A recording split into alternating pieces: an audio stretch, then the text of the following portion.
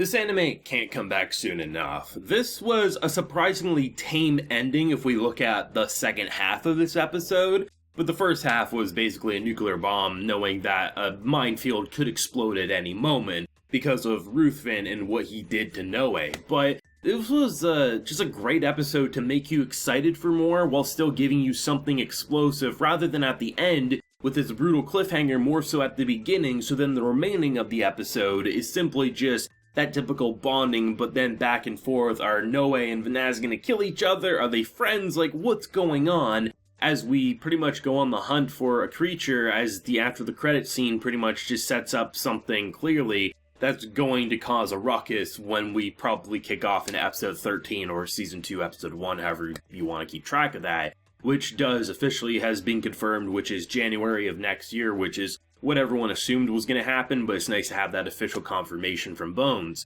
So this episode kicked off in a way that at first had me worried, because they brushed it aside. Like, we had this brutal cliffhanger last week. Oh my god, Ruthven, is he going to have to go rescue him? Is there going to be a battle? I don't know he's going to die, but something's got to happen. And he's passed out in his bedroom. Like, what the hell? I was thinking to myself, there's no way you're just going to goof off like that. That was one of the coolest cliffhangers. And they did something better. And I like the fact that for certain characters, nothing happened. But Ruthven is a manipulator. He's smart. He can kill them at any time. But there's also the uncertainty of where certain personas are going to go in the future. So then rather than killing what's seen to be a child in his eyes, let's make a pact that one time only, whenever I want, wherever I want, you will do what I say, no questions asked. And he pretty much gets a collar of a promise around his neck that he can't disobey. What I like about this more so than the typical where I thought they were going to go and what I was excited to see, a battle or an escape or something like that. Rather, Noe has no idea what's happened and what type of time bomb he truly is. It's far more frightening to me to have something like Noe and Vanitas unable to understand the situation, that at any moment Ruthven could potentially cause Noe to try to kill him.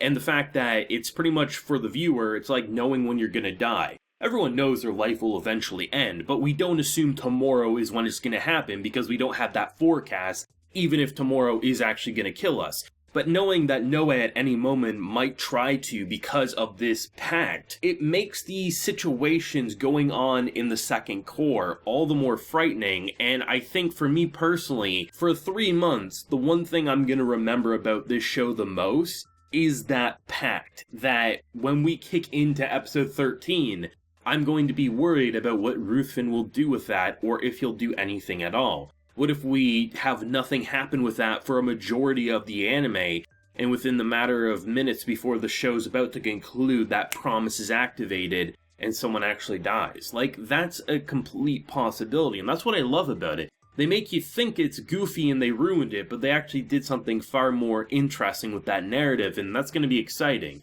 I mean, there was some hostility as well with Noe and him. I mean, the idea that it was kind of like built in like the flirtatious comedic way when they're talking about this hunt is, I think they said it was like 18th century, it looks like a giant wolf, and it seems like, oh, we're going to go hunt that, something pretty intense that we're going to end on. And it pretty much builds up to him being like, I want to suck your blood, because 1, he's a vampire, and 2, he is intrigued by his memories. And that dagger-like venomous gaze about, if you try it, I will kill you. And of course they do goof off a bit, saying, if I ever have blood on my coat from battle, one-time offer, but I'm just joking here. But nonetheless, I mean, between Noe having something that might end up killing him in the future with that pact, to the death threat of, if you drink my blood, I'll kill you, both of these characters have a nuclear bomb, a minefield waiting to go off if one person says the wrong thing, and that's terrifyingly exciting. I mean, at this point, I feel like they're kind of frenemies. They're friends, but they would never really admit that they're friends,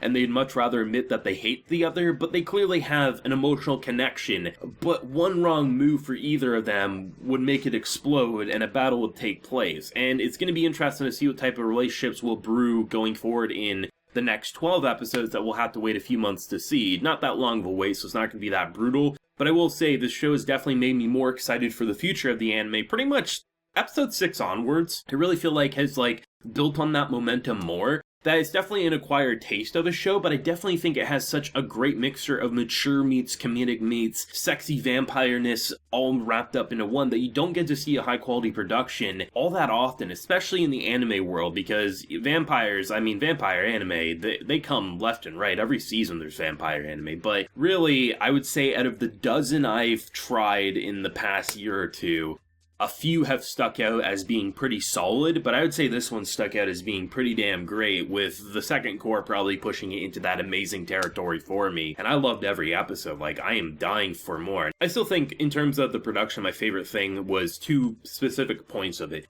One, the background details I think were absolutely fantastic. I love the almost Victorian, like, modern day settings to the gothic horror vampireness when we were in that other realm. But the second thing I really enjoy is the gazes of Vanitas. Like, he has such villainous looks that, really, if Ruthven wasn't a part of this show, he would look like the most evil character. Straight up. I mean, Ruthven is just, he's the definition of an evil-looking character. The eye patch, the muscular gaze. He just feels like he's gonna cause you trouble. But the idea that he can go from cute, bouncy, adorable, flirtatious to, I will kill you if you even offer that suggestion again. That's always been my favorite part about these two's relationship, because I feel like Noe's always been the one who's wanted to have a more peaceful, where someone like him, he's just so calculated, and it feels like if you oppose his opinion, that's worthy of death if it means your actions are going to oppose it. But he also can be your best friend if you just go along with him. And I feel like someone needs to shake up his mindset, because his mindset clearly won't be right 100% of the time.